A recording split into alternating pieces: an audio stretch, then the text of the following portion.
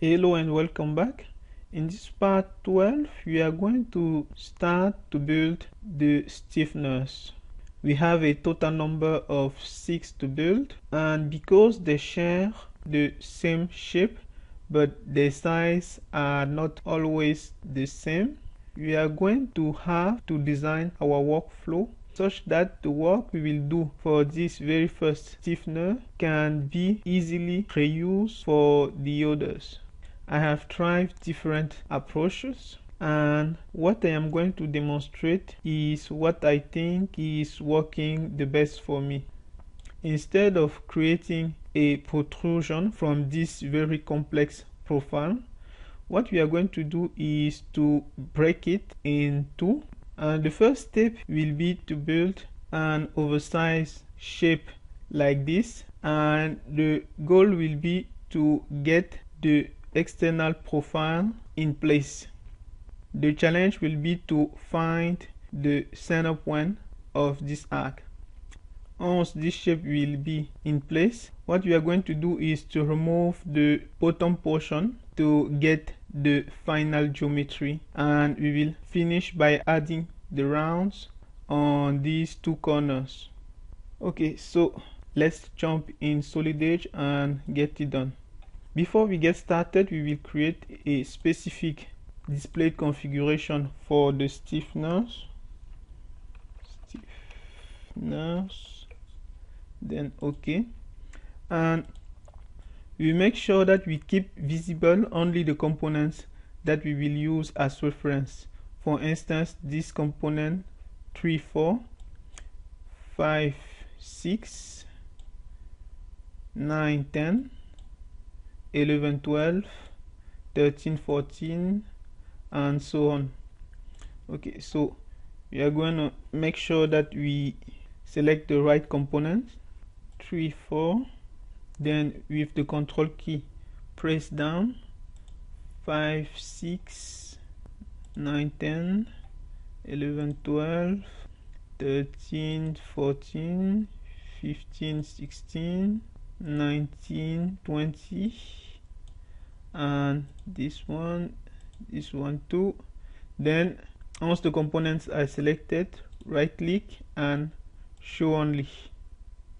Now we will save the display configuration, and we can now create the first stiffener. We are going to make sure we have the correct template, and we are going to keep this option inactive so that we will stay in the assembly environment. So S1 as stiffener 1, then we will hit save.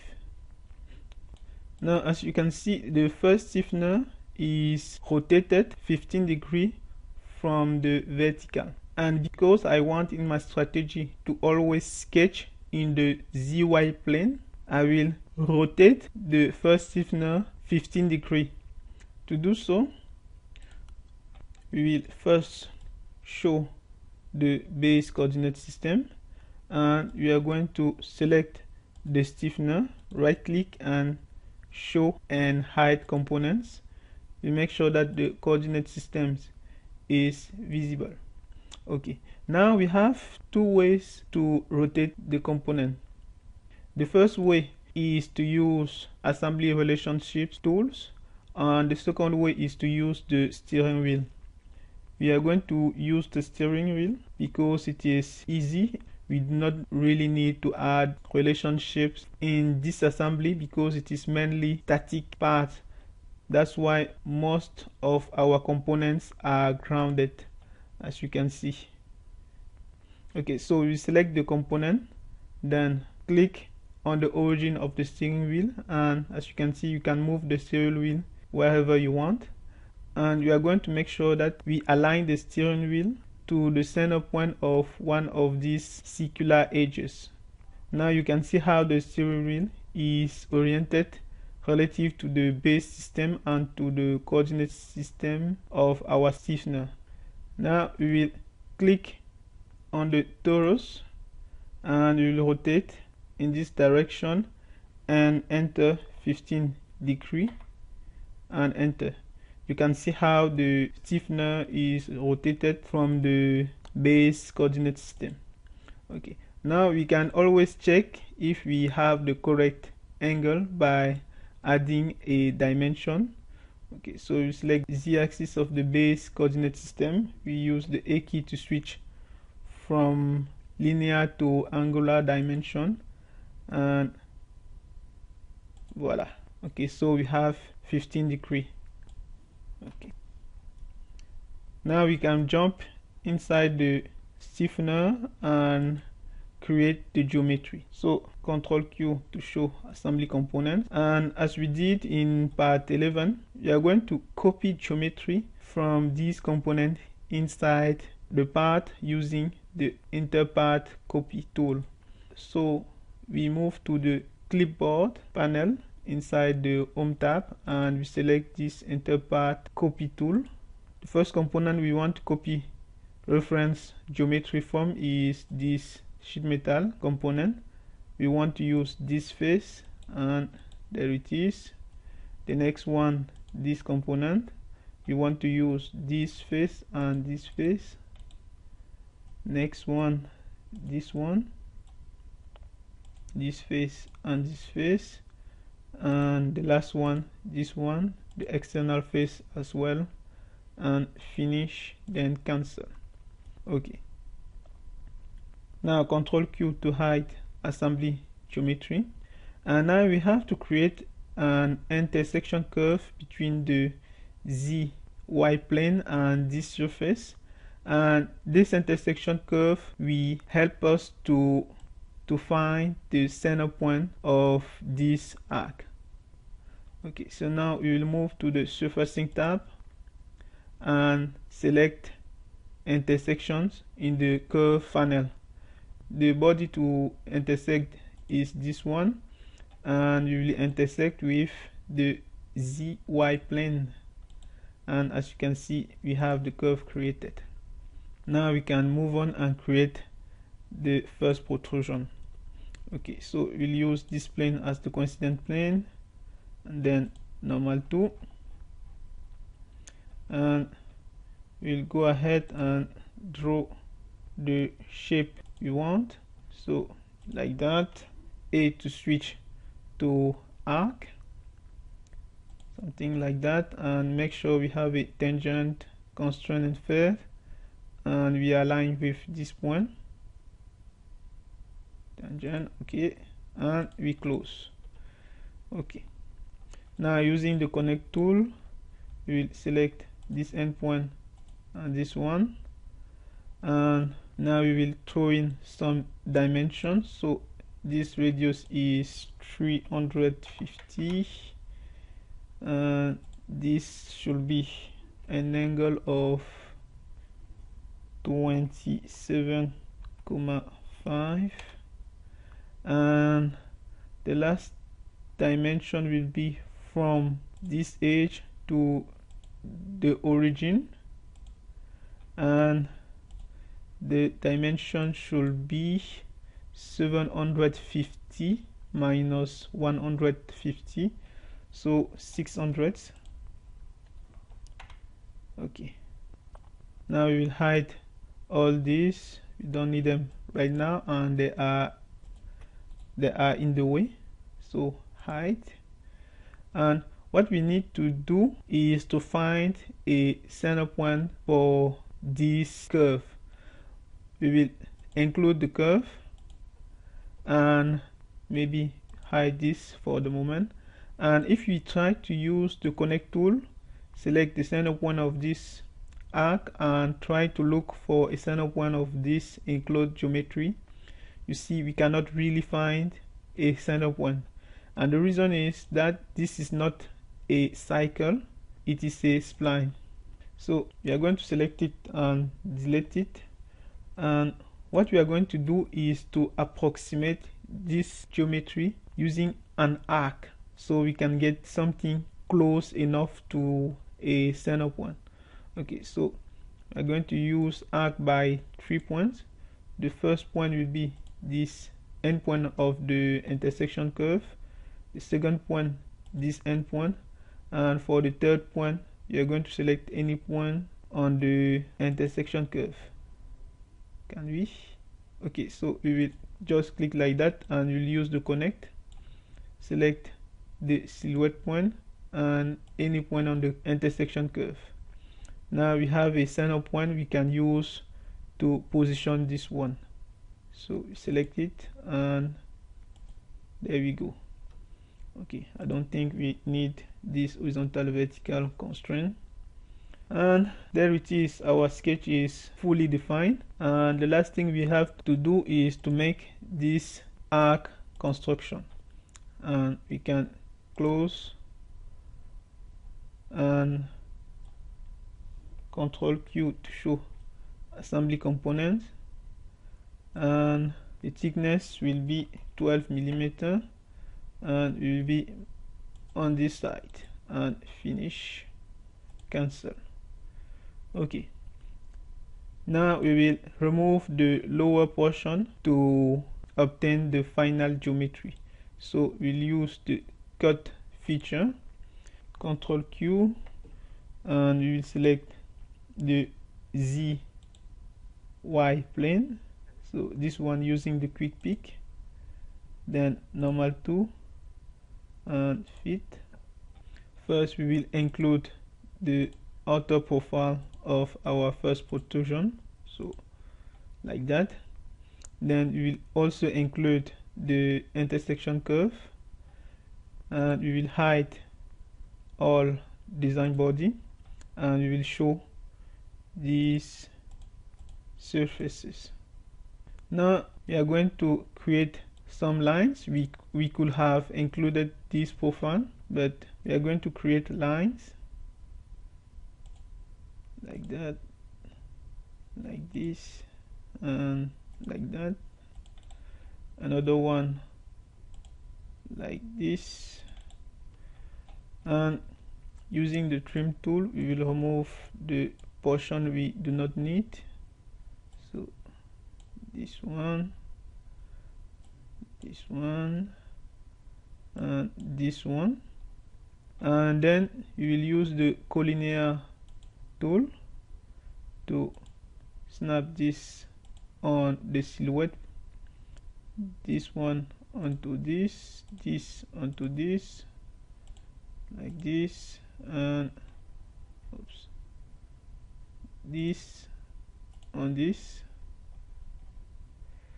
Okay, now we have to make sure we leave some clearance for the welds at these corners.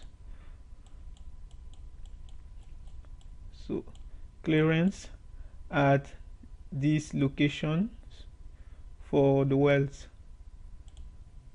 Okay, so new line, and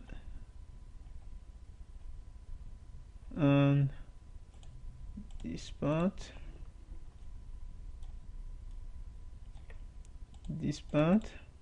we do not forget an arc at this location, and again we will use the trim tool to remove the part we do not longer need. So like this, like this, and like this. Okay, now we need to add some dimensions. I found that 6 by 45 degree was good enough, so I will use the smart dimension, select the line, and as you can see I have an align dimension. I will use the shift key on the keyboard to change it to a horizontal dimension, and I will enter 6.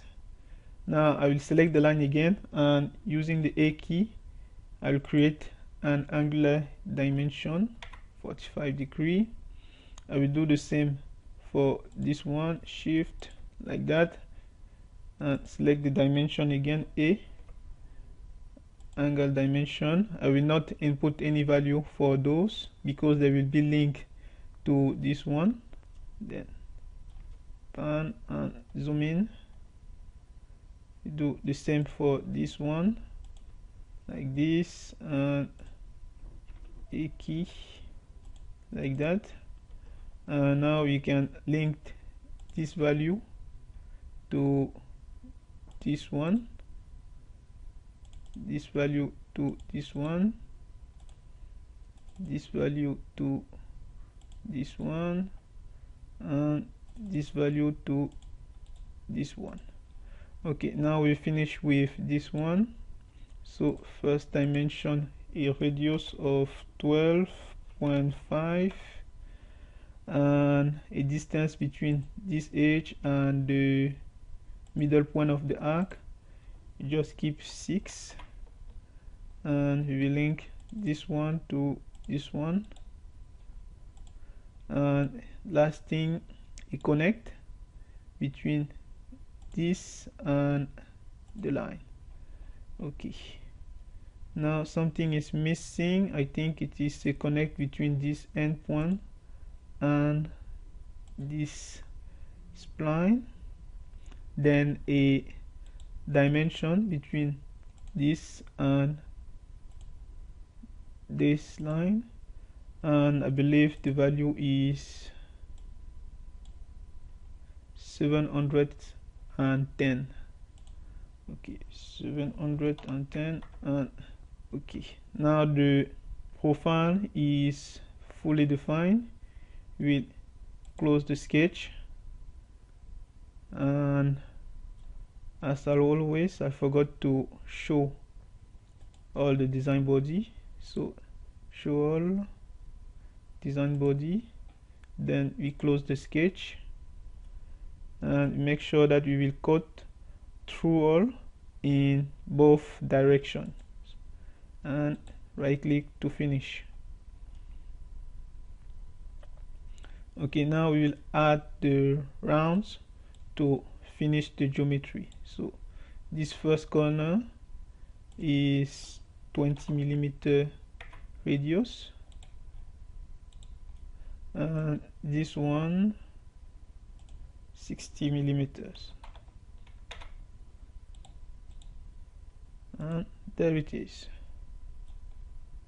Now we will hide all these and close and return. We make sure that we have the stiffness configuration active, and we show this component and save the configuration. Okay, now we can go ahead and create the second stiffener, and instead of starting from scratch again, we are going to use a copy of this one. Okay, so as we did for the flanges, we are going to use the steering wheel to copy this component. Okay, so we select the component and select the origin of the steering wheel, and make sure that we align the steering wheel with a circular edge on any of these components. Now we have to make sure that we have the copy option active on the command bar.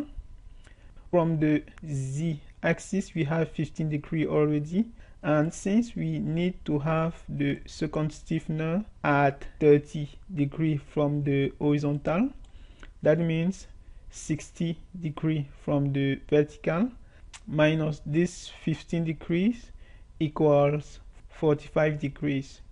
So we have to rotate 45 degrees in this direction. So we enter 45, and as you can see, we have a second instance of the component, but we cannot make any change inside this second instance because the changes will be reflected inside this one. So what we will do instead is to select this component and replace it with a copy so we can work on. Okay, so we select the instance, then right click, more, replace path with copy, then right click and rename the component S2 for stiffener 2, then hit save.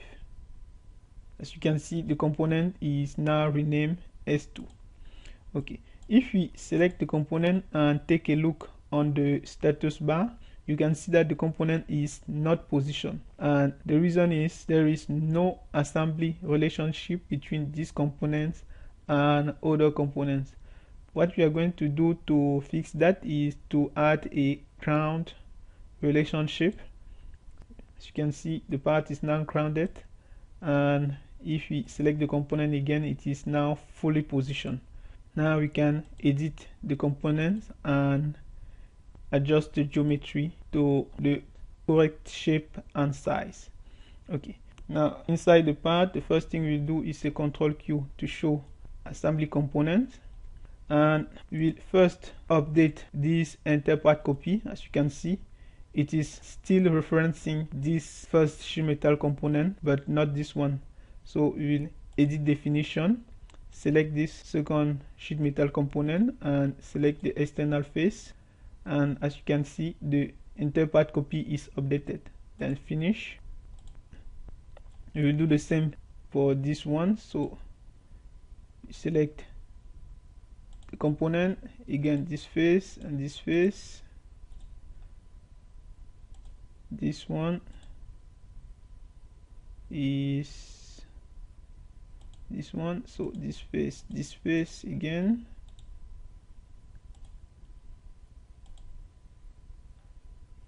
and this one, select the external face, and we are done with that. Now we can update this profile. As you can see, there is geometry error. Okay, so we dive inside the profile of the protrusion, normal 2, and as you can see, our arc is not correctly computed as suggested by this color, and the reason is the intersection curve it was referencing does not longer exist. So we will delete this constraint, and the last one, this one, and as you can see, the colors change back to blue. Our profile is now under defined. Control Q to hide assembly geometry, and we will also hide these surfaces, and we will reconnect the arc with the intersection curve as we did before. So the endpoint to this endpoint, and the middle point to any point on the arc, and there it is. We are now fully defined. Now you can see the dimension from the vertical axis to this line is 600 as it was on the first stiffness, and it will be the same for the other ones because they are all aligned. This could be a problem because if we want to change this dimension, we will have to open 6 parts and change the same dimension. So to eliminate this potential issue, what we will do is to use a global variable. I will show you how to do that later. Okay, so for the time being, what we are going to do is to change this value to, I believe, 13, and this one to 380, and we are done for this sketch. So close sketch, finish. Now you can see that the cut is not properly performed, so we have to adjust the profile. We will select the cut feature, edit profile, then normal 2, and hide all design body. And as for the protrusion, the reason the sketch is not properly defined is this spline, so we select and delete it. And now we will include again the intersection curve, and we will hide this intersection curve and the interpart copy. We'll use the connect tool to connect this endpoint to this one, and we use the connect tool so that we do not lost these 2 dimensions. And we will do the same for this endpoint and this one.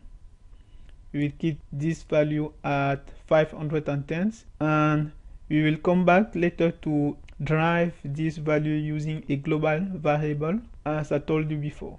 Okay, now we will see what is happening here, and you can see the arc is not longer useful, so we will just delete it, and we will use a connect constraint between this endpoint and this one.